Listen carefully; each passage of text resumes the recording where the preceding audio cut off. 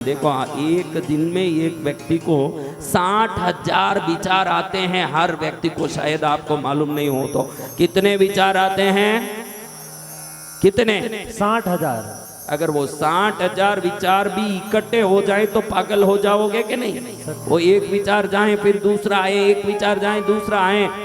ये आपके अंदर की प्राण शक्ति वो व्यवस्था करती है अवचेतन मन के द्वारा।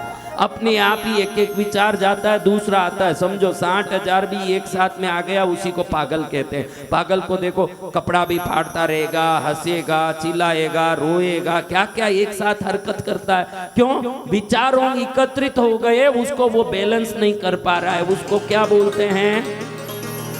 आपको भी विचार बहुत आते हैं। विज्ञान कहता है कि हर व्यक्ति को हर दिन 60,000 विचार आते हैं। कितने विचार? 60,000। 60,000। फिर वो कहाँ गए?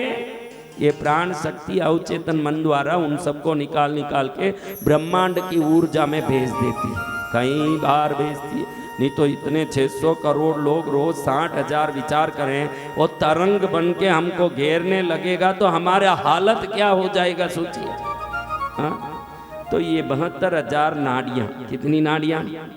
अंदर की प्राण शक्ति रूप की सॉफ्टवेयर, बाहर का शरीर रूपी हार्डवेयर, ये हार्डवेयर है। इनमें वो प्राण शक्ति को अगर अधिक करके सर्वोत्तम बनना हो तो उस सर्वोत्तमता के लिए प्राण शक्ति को अधिक करने के लिए नाड़ियों पर जो दबाव डालने की प्रक्रिया है उसी को मुद्रा कहते हैं। स्विच ऑन करने का तरीका, क्या करने का? इसमें बहुत रहस्यमय, मतलब 1 लाख में एक आदमी ही पहले जानता था। वो मुद्रा है उत्तर बोधि मुद्रा। क्या मुद्रा? उत्तर बोधि मुद्रा, यानी अग्नि को, किसको? देखो वायु नहीं है, वह अग्नि क्या करेगा? भाई हवा नहीं है, अग्नि बुझ जाएगा कि नहीं? अगर आप पंखी लेके अग्नि को ऐसे ऐसे, कहीं देखो धोकड़ा लेके ये सुनार ऐसे फूंक मारता है, ऐसे हवा छोड़ता है, उसकी भट्टी क्या होती है? तो ये उंगलियां अग्नि है, ये हवा है। जब सिर्फ ये दोनों को खड़ा करके बाकी रोक देते हो, आपके अंदर जो आपकी कामना को पूरे करने की आग है उसको ये वायु जबरदस्त धोखना करके जलाने लगती है, तो आप दुनिया के सफल व्यक्तियों में एक हो जाते हो। ये उत्तर बोधि मुद्रा है। क्या मुद्रा है? ये जो भी करेगा, उत्तर बोधि यानी पूर्ण ज्ञान, उत्तर बोधि यानी पूर्ण ज्ञान प्राप्ति के बाद भगवान बुद्ध ने जो मुद्रा की वो मुद्रा, बाकी सब मुद्रा भगवान बुद्ध ने ज्ञान प्राप्ति के पहले की। जितनी मुद्रा है, तत्व मुद्रा किए, कई मुद्रा, बुद्ध जैसे मुद्रा करने वाले साहित्य कोई हुए हों, इतने मुद्रा किए। लेकिन ज्ञान के बाद ये मुद्रा किए हैं तो ये कितनी जबरदस्त मुद्रा होगी जो ज्ञान प्राप्ति के बाद भी करने को उनको मन किया हो। अब ज्ञान ही प्राप्त हो गया, उसके बाद क्या करने बाकी रहा? भाई पूर्ण ज्ञान प्राप्त हो गया, उसके बाद क्या करना बाकी रहा? फिर ये क्यों कर रहे हैं? ये मुद्रा ही अनजाने में सफल लोग करते हैं। कौन सी मुद्रा? उत्तर बोधि मुद्रा। सफल लोग, ये देखो बैठ गए हमारे जिनेंद्र, उनको आ गया ये उत्तर बोधि। कई लोग यहाँ बैठते ही हैं, कुछ बात करते हैं ना तो ऐसे बैठ ही जाते हैं। उनको मालूम नहीं है कि जब सफलता के जब वातावरण बनते हैं, सफलता की परिस्थितियां जब बनती है, अपने आप व्यक्ति वो मुद्रा करने लगता है। या तो ये मुद्रा करके परिस्थिति उत्पन्न करिए, या तो वो वातावरण नहीं है सफलता की, तो आप ऐसा वातावरण करिए जिससे ये सफलता का वातावरण उत्पन्न हो जाए। कौन सा वातावरण? हाँ, ये प्राण वायु को व्यवस्थित रूप से सुधार के जीवन को धन्य कर देता है। दूसरी मुद्रा, लोग 3 मुद्रा करते हैं। कोई भी बैठे बैठे 5 स्टार होटल में मीटिंग करते हैं, बड़े बड़े लोग, ये जो हजारों करोड़ के होते हैं ना, इनका मीटिंग होता है एक दूसरे से, business meeting, installation meeting, production meeting, ऐसे होता है। उस समय में बैठे बैठे अच्छा और क्या, ऐसे बात करते हैं। अगर नहीं है तो हाकिनी मुद्रा करते हैं। क्या मुद्रा? अपने शरीर में जो 6 शक्तियां हैं, वो शक्तियों में पहले है लाकिनी। कौन है? हाकिनी, राकिनी, डाकिनी, शाकिनी, काकिनी। कौन कौन है? लाकिनी। डाकिनी को आप जानते हो, हमारे मारवाड़ में डाकन बोलते हैं। डाकन लग गई। कौन लग गई? डाकण। हाँ, कई घरों में शादी हुई, जो आई वही डाकन जैसे दिखे उनको, क्या डाकन लग गई मेरे को, तो वो अलग डाकन। तो ये भाई कितनी शक्तियां हैं मूलाधार में, स्वाधिष्ठान में, मणिपूरक में, अनाहत में, विशुद्धि में, आज्ञा में। लाकिनी, हाकिनी, ढाकिनी, शाकिनी, काकिनी, ये सब शक्तियां हैं। लाकिनी, हाकिनी, डाकिनी, काकिनी, शाकिनी, ये सब शक्तियां हैं। तो इसमें एक शक्ति है हाकिनी। क्या शक्ति है? हाकिनी मुद्रा इतना ही है, कोई भी बात करेगा, बोलिए, उसको ही मालूम नहीं ऐसे बैठा है, बोलिए, बताइए, कहिए, उसको मालूम नहीं मैं हाकिनी मुद्रा कर रहा हूँ। हाकिनी शक्ति वो शक्ति है, पूर्व जन्मों की सभी शक्तियों को, सिद्धियों को इस जन्म में प्रकट होने के लिए सिद्धि दे और इस जन्म के हर कार्य को सफल कर दें। बड़े बड़े सफल लोग जैसे ये उत्तर बोधि मुद्रा करते हैं, वैसे ही हाकिनी मुद्रा। कई बार देखो ऐसे कई लोग ऐसे बात करते हैं, ऐसे बैठे रहते हैं, हाँ, बिना काम ऐसे करते रहते, उनको मालूम नहीं वो हाकिनी मुद्रा कर, कहीं बैठे रहेंगे। हाकिनी मुद्रा, क्या मुद्रा?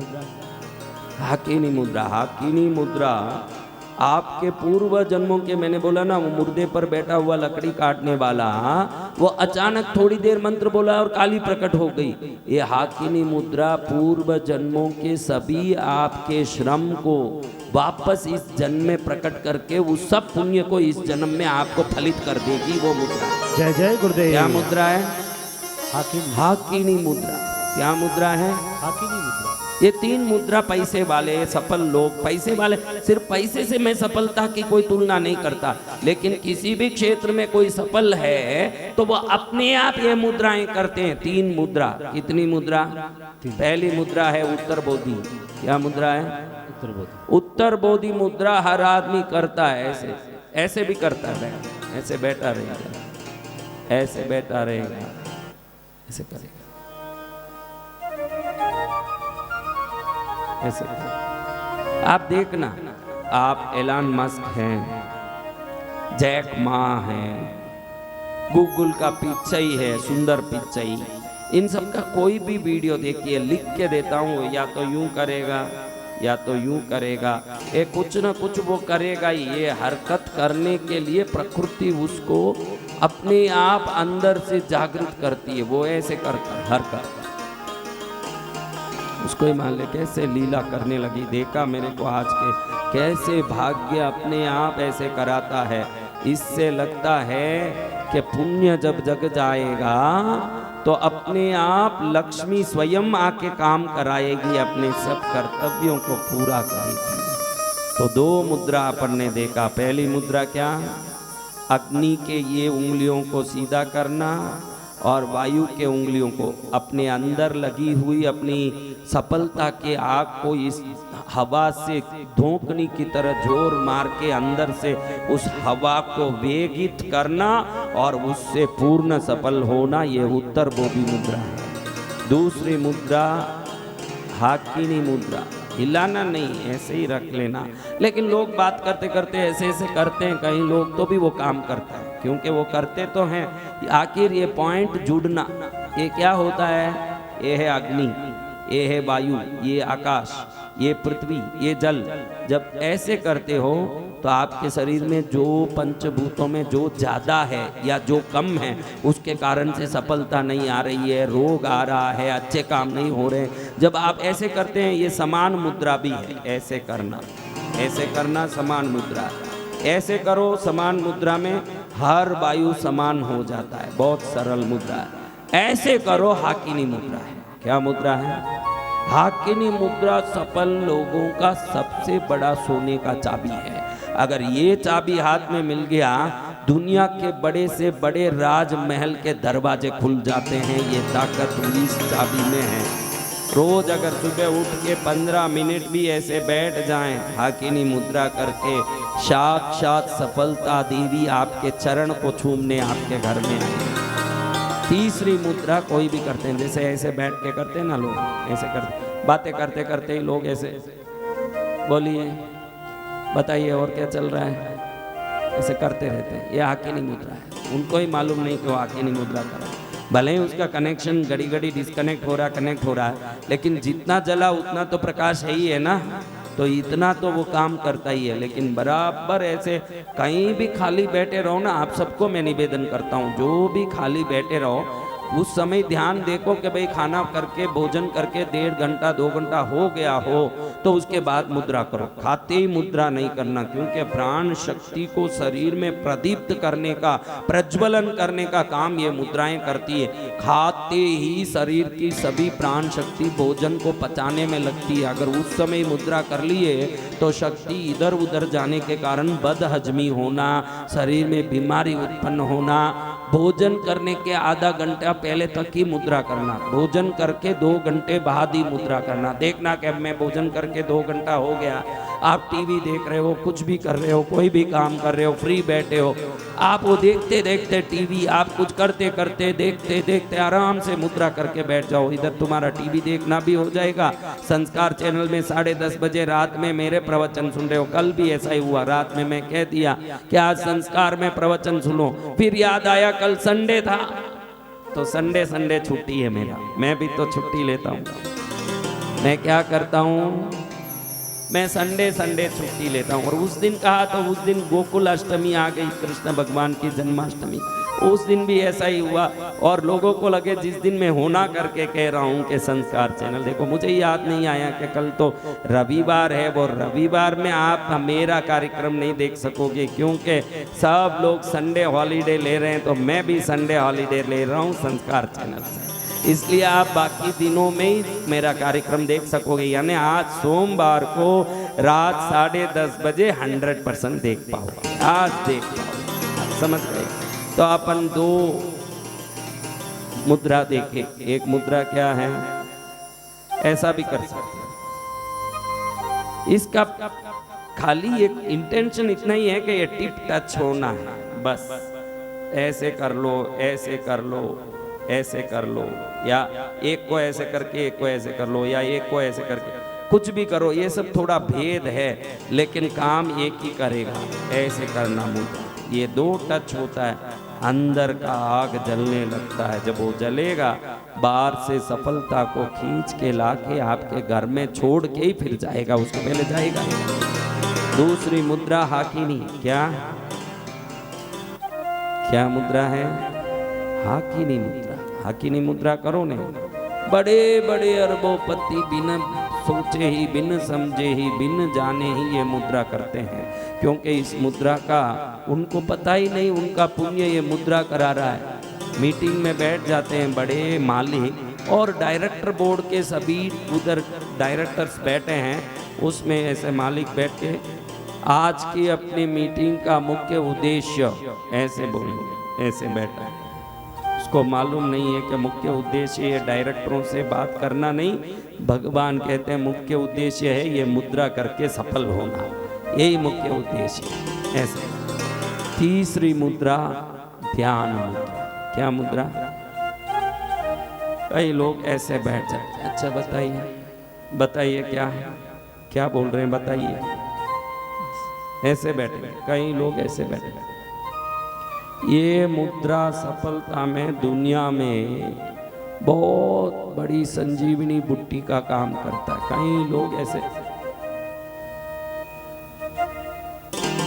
उनको ही मालूम नहीं ऐसे बैठे। 3 मुद्रा, एक ये ध्यान मुद्रा, खाली बैठो, ऐसे बैठ जाओ, इससे आपका लेफ्ट और राइट ब्रेन कनेक्ट हो जाता है। जैसे ही कनेक्शन आया, जीवन में सफलता से कनेक्शन आ जाता है। जब ये कनेक्शन ऐसे, एक मुद्रा ऐसे, हाकिनी ऐसे। एक हमारी बच्ची लीला ने किया, तुरंत मेरे दिमाग में आ गया, सच्ची में आज मैं कैसे इन बातों का वर्णन कर सकूंगा, मुझे ही शब्द नहीं मिल रहे हैं। लेकिन जीवन में जब सफलता आनी होगी, शिक्षा की जरूरत नहीं है। सफलता स्वयं शिक्षक बन के क्या करना, ये हमको अपने आप अभ्यास कराता है। ऐसे बैठ गए भाई, कई लोग देखो, कई लोग ऐसे बैठ गए। बताओ बैठते हैं कि नहीं? सरगुरु बाबा बैठते हैं तो उनको मालूम नहीं, ये उत्तर बोधि मुद्रा कर रहे हैं। क्या कर रहे हैं? उत्तर बोधि मुद्रा। हाँ, उत्तर बोधि यानी कॉन्शियस के हाई लेवल के बाद प्राप्त रियलाइजेशन के बाद का अभ्यास है। ये बहुत बड़ा अभ्यास है उत्तर बोधि मुद्रा, यानी बहुत बड़ा अभ्यास। अपने ज्ञान और अपनी प्रज्ञा को सदा एक उच्च कोटि के स्तर में रखना, और वो उच्च कोटि के स्तर में जाने के बाद सदा सफलता को सदा के लिए कायम रखना। जय जय गुरुदेव। फिर सफलता इधर उधर ऊंचा नीचा, कई लोगों को मैंने बोला ना आप सफल हो जाओ, ये बड़ी बात नहीं। पहले दिन मैंने यही बताया, वो सफलता को कायम रखना बहुत कठिन है। कई लोग बड़े बन गए, बाद में नीचे गिर गए, नुकसान हो गया। देखो जेट एयरवेज, जेट एयरवेज कैसा था? कभी जेट एयरवेज में बैठे हो? बैठे तो कैसा? बहुत व्यवस्थित एयरलाइंस, जेट एयरलाइंस। अचानक क्या हुआ, गोयल जी का पूरा नुकसान और खत्म हो गए। विजय माल्या का कैसा किंगफिशर, एक समय में किंगफिशर में जाने का आनंद, टीवी देखने मिलेगा। बैक सीट में क्या था? टीवी, लापर चैनल, सब चैनल देखते देखते उसमें लोग जाते। हाँ, बड़ी व्यवस्था थी। आज कहाँ है वो? तो आप ध्यान मत रखना कि भाई कोई सफल हो गया तो काफी है। सफलता पाना जितना परिश्रम वाला काम है, उस सफलता को कायम रखना उससे भी परिश्रम वाला काम है। तो उन सफलताओं को सदा कायम रखने में ये मुद्रा है। क्या? और साथ साथ भक्ति, पुण्य। खाली मुद्रा पर बैठ मत जाना, मैं मुद्रा सिखा रहा हूँ। इसका अर्थ नहीं है कि मुद्रा करके बैठ जाओगे। ईश्वर पर विश्वास और उनके चरण की भक्ति, वो कितनी जरूरत है, उससे भी जरूरत है। देखो एक संत थे। कौन थे?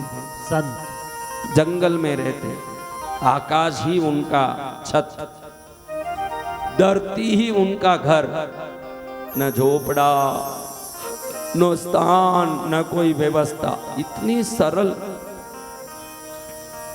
वृक्ष के नीचे ही सो जाते। तपस्वी, वेद पाठी, ज्ञान प्राप्त, मंत्र साधक, सात्विक भोजन, शुद्ध विचार, बगैर कोई प्रकार के परिग्रह, पूर्ण रूप से त्यागी आत्मा। कैसी पुण्यात्मा! आहा, ऐसे पुण्यात्मा मिले तो कोटि कोटि बार प्रणाम करें। तो ऐसे पुण्यात्मा सादगी सरल बना जीवन जी रहे हैं। एक दिन उनके सामने एक देवी प्रकट हुई। कौन प्रकट हुई? देवी प्रकट होके कह रही है कि तुमने बहुत जन्मों से भक्ति की, पूजा की, साधना की, उसके पुण्य फल से अब संत बने हो। क्या बने हो? संत बने हो। अब मैं तुम्हारे ऊपर आशीर्वाद देने आई हूँ कि आज से तुम जहाँ कदम रखो, यश, कीर्ति, नाम, महिमा बढ़ेगा तुम्हारा। हर व्यक्ति तुम्हें हाथ जोड़ेगा। लेकिन ये जब तक तुम्हारा पुण्य पूरा नहीं हो, जब तक ही रहेगा। पुण्य खत्म होते ही मैं भी चली जाऊंगी, फिर तुम जैसे हो वैसे ही हो जाओ। संत बोले, माता जी आपको बुलाया ही किसने है? मैं पहले से ही इधर वृक्ष के नीचे सोता हूँ। ना तो मेरा घर है, ना कोई झोपड़ा, ना कोई महल, ना घर बंगला। मैं आराम से हूँ, मुझे कोई यश कीर्ति नहीं चाहिए। मैं यश कीर्ति के लिए भजन पूजन कर भी नहीं रहा हूँ। मैं पूजन भजन करता हूँ मेरे प्रभु की भक्ति के लिए, उनको प्रसन्न करने, संसार को प्रसन्न करने भक्ति करता हो वो संसारी, प्रभु को प्रसन्न करने भक्ति करता हो वो संत। हाँ?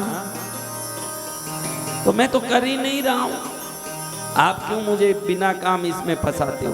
देवी बोले भाई तेरे पुण्य के कारण मैं धर्म देवता आई हूँ, मैं धर्म की देवी हूँ। जो धर्म पुण्य दान पुण्य करते हैं उनको मुझे फल देना ही पड़ता है। तू ना बोलेगा तो भी मुझे फल देना ही पड़ेगा, तू हाँ बोले तो भी मुझे तो देना ही है। आज से तेरा फल प्राप्त शुरू हो गया है, अभी मैं तेरे साथ रह के काम करूंगी।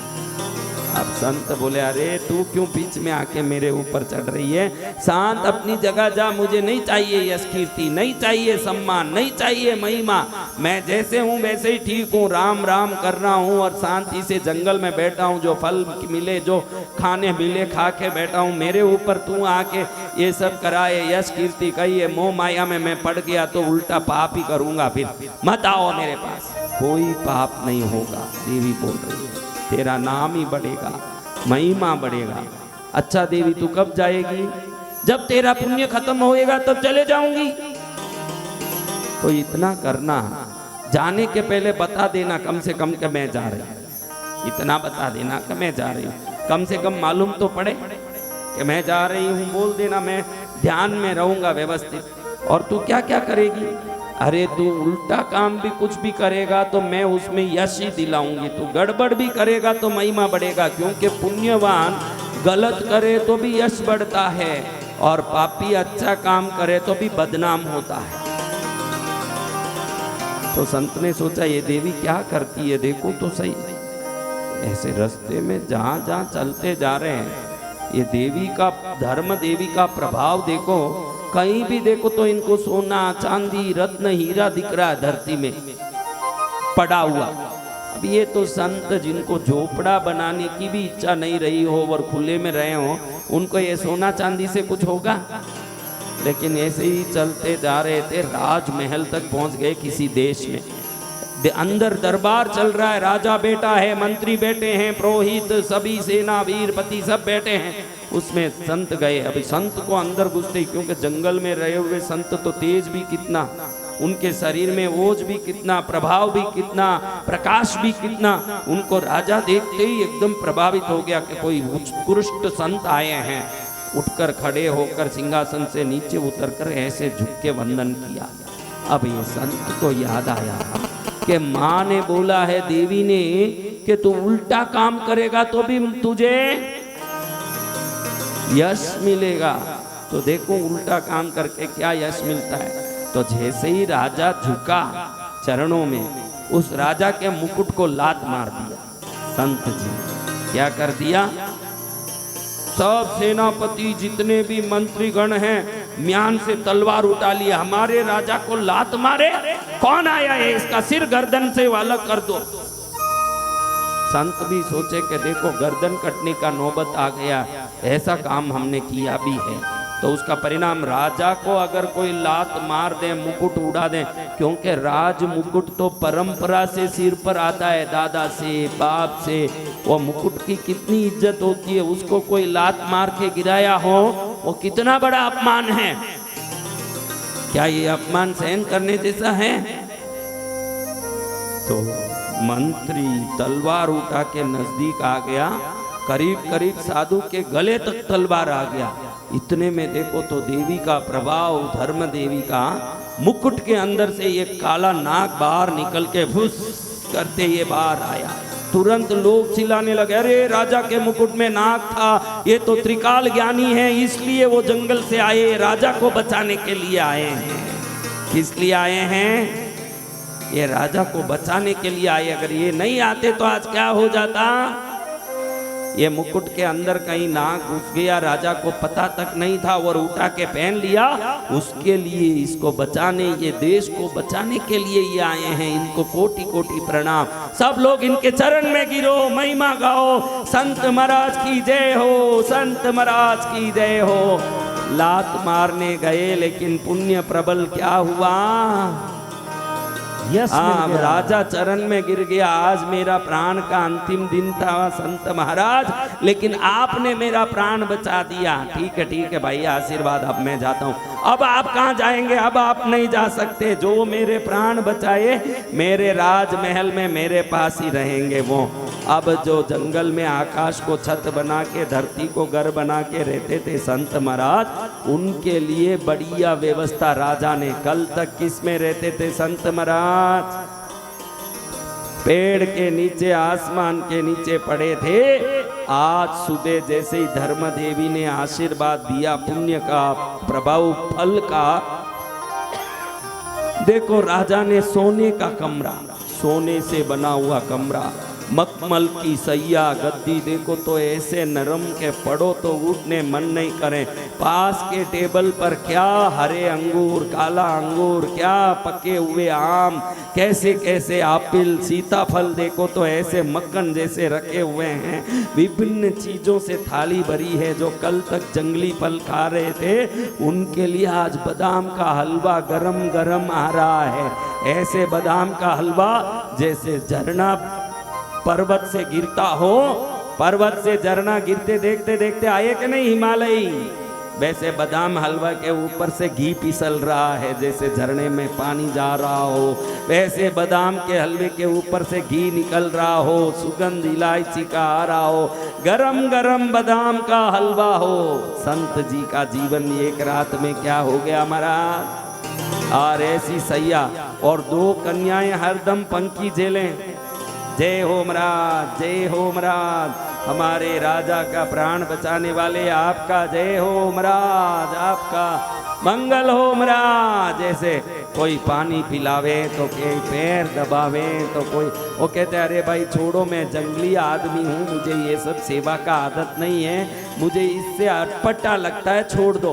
कैसे छोड़े महाराज, आप तो हमारे राजा का प्राण बचाए, आपका पैर दबाना हमारा धर्म है, आपका मालिश करना हमारा धर्म है। एक औरत गई बेसन में गुलाब जल डाल के, बढ़िया घी हल्दी डाल के, गुलाब का जल डाल के, पांकुड़ियाँ गुलाब की डाल के उबटन करके लाई है। महाराज को रगड़ रही। अभी कितने महीनों से महाराज ने जंगल में कैसे जीवन बिताया राम जाने। अब उनके ऊपर मालिश हो रहा है। क्या हो रहा है? मालिश उबटन से फिर नलाएंगे उनको, गरम गरम नवाया पानी ला के कोई स्नान कराएं, कोई अंग पहुँचे, एकदम पतली मखमली टवल से उनका अंग पहुँचे, कोई कपड़ा पहरावे, कोई रुद्राक्ष माला पहरावे। वो सेवा को अगर आप सामने खड़े देखते तो समझ पड़ता कि पुण्य क्या होता है। क्या समझ पड़ता? पुण्य क्या होता है ये समझ पड़ जाता महाराज। ऐसे पुण्य का प्रभाव है। अब बैठे बैठे संत महाराज सोचे कि देखो मुकुट को लात मारा तो भी इतना महिमा हो रहा है, इससे बढ़िया और कोई अपमानजनक काम करना चाहिए, तब भी कितना यश आता है देखना चाहिए। क्योंकि अपने साथ कौन है? पुण्य देवी साथ में है। ध्यान रखना मेरे बच्चों, आप कुछ भी करो ने तो पुण्य प्राप्त हो ऐसे कर्म करो। जब तक पुण्य देवी साथ रहेगी, आप दुनिया में कुछ भी करोगे तो यश ही प्राप्त होगा जब पुण्य देवी साथ होगी। अब पुण्य देवी साथ है, राजा रानी सो रहे हैं अंतपुर में। संत जी सोचे कि बड़ा अपमानजनक काम करना, पुण्य देवी क्या करती है देखते हैं। वैसे करके संत जी आधी रात में उठ गए। चारों तरफ पहरा है। अब पहरेदारी में ही अंतपुर में घुस गए। कहाँ घुस गए? अंतपुर में पहरेदारी में घुस गए। और घुस के एकदम पहरेदारी में घुस के अंदर राजा रानी जहाँ एकांत में सोए हैं उधर घुस गए। सब सिपाही चिल्लाए, अरे ये क्या घुस रहे हैं? संत जी को बुद्धि नहीं है क्या? राजा रानी एकांत में सोए वहां घुस रहे। सीधा संत जी अंदर घुस के थप्पड़ मारे राजा को और रानी को एक थप्पड़ मारे। दोनों जग गए। थप्पड़ मारे किसको? राजा रानी को थप्पड़ मारे। एकदम सब आश्चर्य में।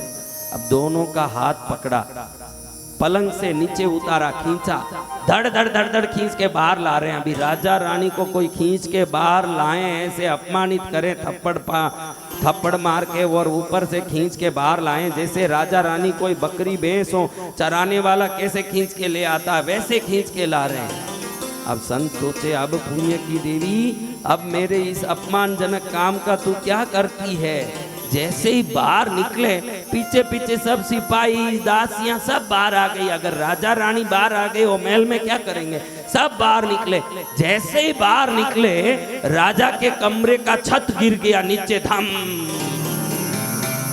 सब जय जयकार, अरे कैसे संत है, त्रिकाल ज्ञानी है। इनको मालूम पड़ गया कि अब ये छत गिरने वाला है। पहले तो राजा को उठाने के लिए थप्पड़ भी मारा, नहीं मारते तो उठता ही नहीं और पड़ा रहता गाढ़ नींद में। दोनों को उठाने थप्पड़ भी मारा और फिर भी नहीं उठे तो खींच के लाके भी इनका प्राण बचाया। ऐसे व्यक्ति चाहिए। कैसे चाहिए? खींच के पकड़ के लाया और प्राण बचा दिया। धन्य धन्य ऐसे संत, ऐसे मुनिराज, धन्य धन्य। पूरे गांव में चर्चा हो रही है कि महल का छत गिरता न ज्योतिष बता पाए, न राजपुरोहित बता पाए, न राजगुरु बता पाए। कौन बताए? ये संत महाराज आए, पहले ही नाग से बचाया, आज साक्षात काल से बचाया, वरना जीवित ही समाधि हो जाती। अगर वो सोते ही रहते ऊपर से छत गिर जाता, जीवित समाधि नहीं हो जाती। धन्य धन्य है ऐसे संत महाराज इस धरती में आए। अब तो उनकी जो भी हो रही थी सेवा चाकरी वो दुगुनी चौगुनी हजार गुनी हो गई। अभी पहले तो 2 औरतें आके पैर दबा रही थी, अभी 100 औरतें खड़ी है, एक एक उंगली एक एक अलग अलग लोग दबा रहे हैं। भाई मेरे को भी करने दो इनकी सेवा। ये राजा को बचाए हुए हैं, कल मेरे ऊपर कोई आपत्ति आएगी मुझे भी कृपा मिलेगी, मुझे भी कृपा चाहिए इन पर, मेरे ऊपर भी इनका आशीर्वाद चाहिए। कोई उंगली दबाएं। 20 जन 20 उंगली, पैर के 10 कह के मेरे को एक उंगली तो देना पड़ेगा, मेरी तरफ एक उंगली तो करना पड़ेगा। 5 बहनें एक पैर की तरफ कर गई, 5 उंगली, एक पिंडलियां दबा रही है, एक पैर दबा रही है, एक जांग दबा रही है। ऐसे 50 खड़ी हो गई। कोई बोल रही है छोटी उंगली मेरी, कोई बोल रही है बीच वाली उंगली मेरी, एक बोल रही है नहीं नहीं अंगूठा मुझे दे दो मैं दबाऊंगी। ऐसे सेवा हो रहा है। और रात में आ गई धर्म देवी सपने में संत जी। क्या आ गई? सपने में आ गई संत जी के। कहती है भाई तेरा पुण्य बहुत ज्यादा, इधर मेहनत करने से ज्यादा, जयकारा होने से 2 ही दिन में खाली हो गया तेरा पुण्य। क्या हो गया? क्योंकि पूरा देश ही जयकारा कर दिया, कौन बाकी रहा? देश के कोने कोने में बच्चे बच्चे तक जान गए कि संत जी ने बचाया प्राण। ऐसे संत जी की जय जयकार हो। करोड़ों लोग ने जय जयकार किया तो पूरा पुण्य क्या हो गया? और तूने कहा था भाई जब मैं जाऊंगी तो मुझे बोल के जाना, क्या कहा था? तो इसलिए तेरी बात को मैं मान रखने के लिए आई हूँ बेटा, अब मैं जा रहा हूँ। अब ये समझ गए कि हो गया काम पूरा। लेकिन सुबह उठे तो सुबह सुबह पंछियाँ चह चह करें, चू चू करे, बड़ा वातावरण में, आकाश में, बादलों में आनंद फैले। उस समय उनको लगा कि एक सुंदर आम वृक्ष में पका हुआ देखा कि इतना सुंदर आम, बहुत अच्छा है, सुगंध भी बहुत जोरदार आ रहा है। तोड़ा संत जी, तोड़ा तो तोड़ करके सोचा कि ये आम राजा को दूंगा। राजा कितनी अपनी सेवा में लोग लगाया है।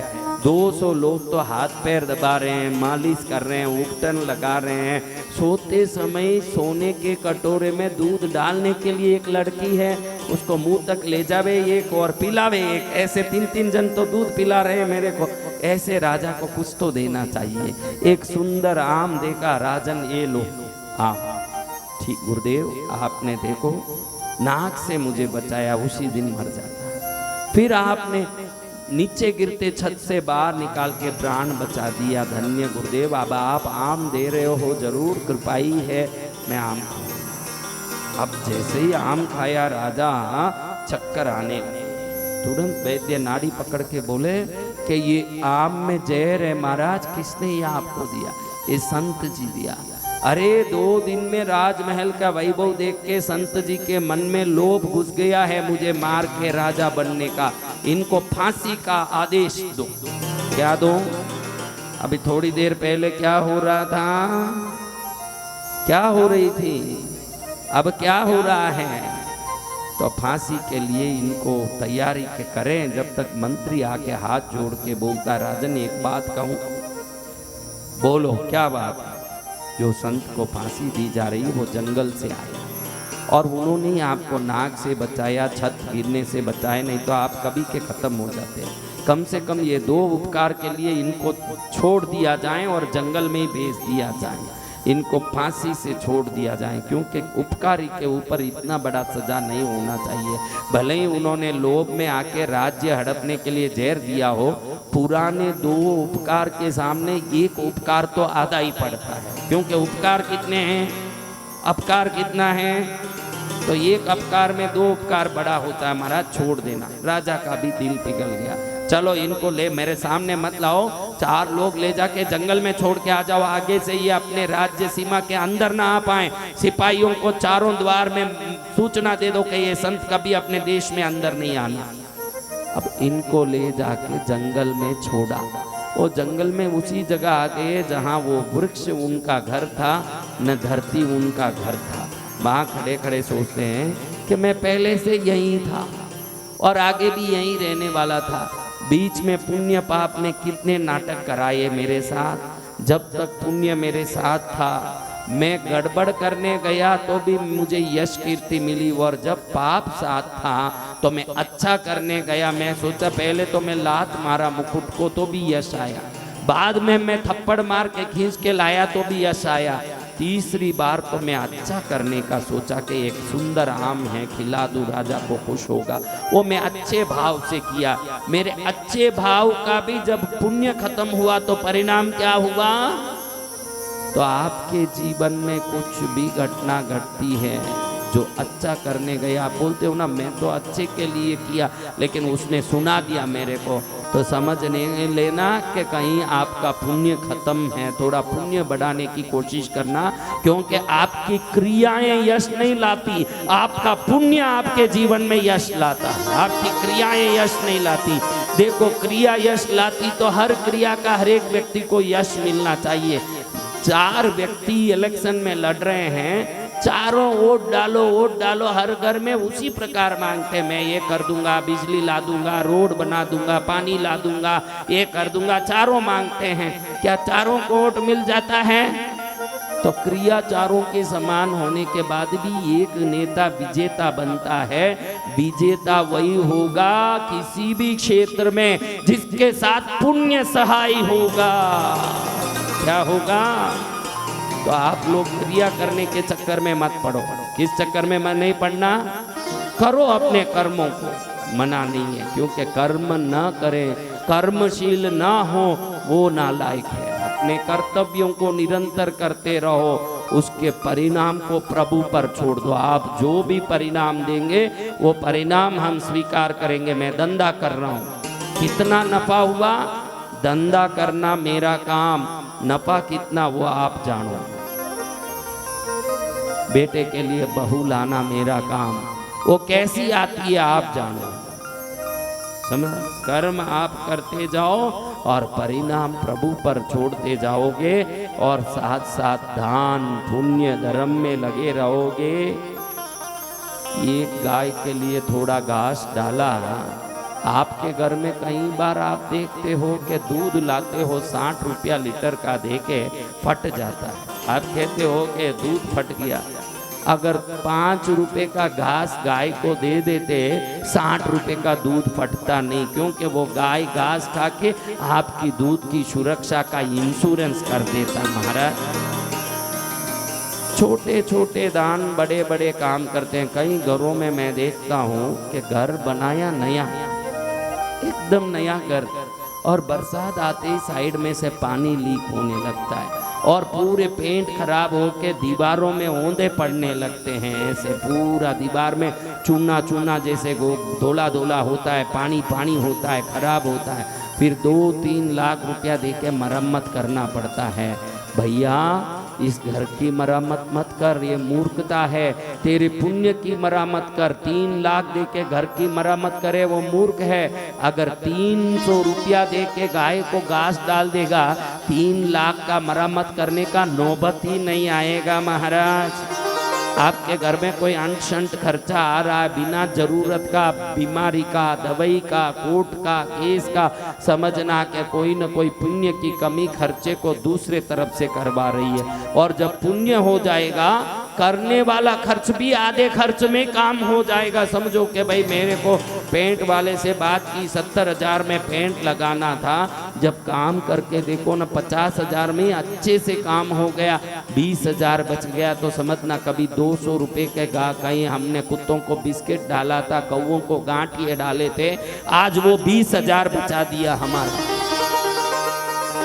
गरीबों के लिए, जीवों के लिए, धर्म के लिए, मंदिर के लिए किया हुआ खर्च नहीं है, आगे आने वाले नुकसानों से हमारी रक्षा। क्या है? सुरक्षा चाहते हो, सुरक्षा आके बोलेगी नहीं कि हम तुम्हारी सुरक्षा कर रहे हैं, वो सुरक्षा बोलेगी नहीं कि तेरी हम सुरक्षा कर रहे हैं। लेकिन जब सुरक्षा होगी, अनुभव हो जाएगा कि मेरा पुण्य काम कर रहा, पुण्य काम नहीं करता तो ये उत्तर बोधि मुद्रा अपने आप कैसे आ जाता। महाराज देखो घड़ी घड़ी बैठ रही है ऐसे उत्तर बोधि मुद्रा में, क्यों बैठ रही है? आगे बहुत धन खींचने का लिखा हुआ है, तकदीर में आया है, तकदीर बड़ा पुण्य का है। जब अपने आप अच्छी मुद्रा, कई लोग देखो मूर्ख ऐसे बैठे, देखा ना ऐसे, तुम ऐसे क्यों बैठी? तुम्हारे जीवन में आगे समृद्धि खींचना लिखा है, तुम ऐसे बैठ गई। जिसके तकदीर में दरिद्रता खींचना लिखा हो ऐसे बैठेगा। ऐसे बैठने से दरिद्रता, ये मुद्रा दरिद्रता को आकर्षित करता है। क्या करता है? ये दरिद्र आकर्षण मुद्रा है। कई लोग 24 घंटे ऑफिस में हो, घर में हो, कुछ सोच रहे हैं, ये दरिद्र देवों को आकर्षित करने की कला है।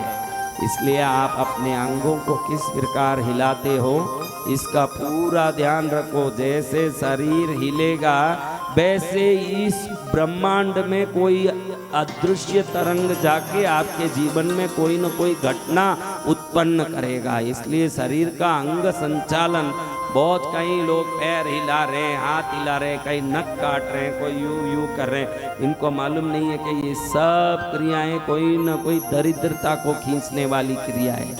क्या खींचेगी? किस किस को दरिद्रता खींचना है? यूट्यूब में देखने वाले मेरे प्यारे बच्चों ध्यान रखा करो। आपके बैठना, उठना, चलना फिरना भी ब्रह्मांड में कहीं ना कहीं कुछ न कुछ असर करता है। इसलिए सोच समझ के बड़े सतर्कता से ही शरीर का उपयोग करो। हाथ पैर हिला रहे हो, बड़े सोच समझ के हिलाओ। शरीर हिला रहे हो, बहुत सोच समझ के हिलाओ। शरीर को तभी हिलाओ जब उसकी जरूरत हो। बिना काम टांग हिलाते सोफे पर बैठना, बिना काम हाथ हिलाना, बिना काम ऐसे बैठना, कई लोग तो ऐसे बैठ जाते हैं। नहीं, बैठना तो अरबोपति ऐसे हाकिनी मुद्रा। कई लोग मीटिंग करते हैं, आप जरूर बड़े सफल लोगों के कुछ YouTube में मीटिंग चेक करो, उनके भाषण चेक करो, उस समय वो ऐसे बैठे होंगे, ऐसे बैठे होंगे, यस, तो ऐसे बैठे। तो ये मुद्रा स्वतः ही आती है उनके पुण्य के कारण। कई लोग मुद्रा सीख तो लेते हैं, कर नहीं पाते हैं। क्यों भाई? मुद्रा सीखा, किया नहीं, हमारा टाइम नहीं मिलता। टाइम नहीं बेटा, तेरा अभी सफलता का टाइम नहीं आया है। ये अगर सफलता का टाइम आ जाएगा, क्योंकि ये सब मुद्राएं जो 100 साल में हमको सफलता आनी चाहिए, शरीर में प्राण ऊर्जा को बढ़ा के उसको 2 साल में लेके आ जाती है। उस सफलता को फास्ट ट्रैक में काम होने का कारण बनता है मुद्रा। और वो ही कर पाएगा जिसके तकदीर में फास्ट सफलता लिखी है। उतना पुण्य हो, क्या हो? वो पुण्य बढ़ाने क्या करूं महाराज? दान करें, भक्ति करें,